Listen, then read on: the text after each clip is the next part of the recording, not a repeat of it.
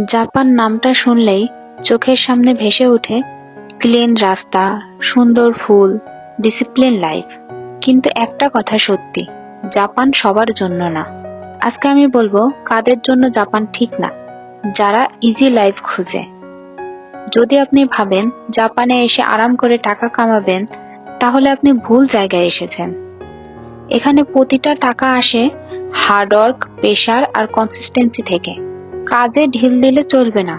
শরীর খারাপ হলেও অনেক সময় কাজ করতে হবে। যারা ডিসিপ্লিন মানতে পারে না।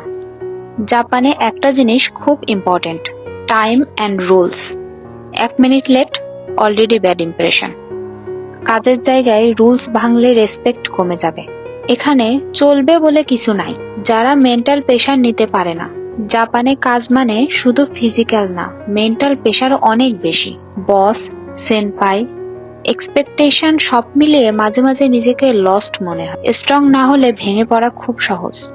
আর সব থেকে ইম্পর্টেন্ট যেটা, সেটা হচ্ছে যারা ল্যাঙ্গুয়েজ শিখতে চায় না।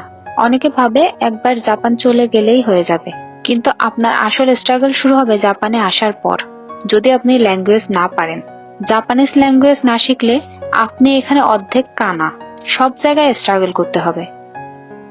রেসপেক্টও পাবেন না যারা অ্যাডজাস্ট করতে চায় না।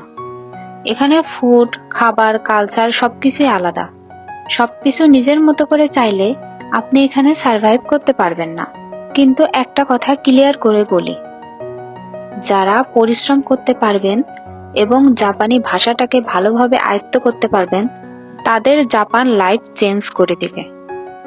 জাপানে আসুন, কিন্তু পরিশ্রম করার মানসিকতা আর ল্যাঙ্গুয়েজ শেখার মানসিকতা নিয়ে তারপরে আসবেন।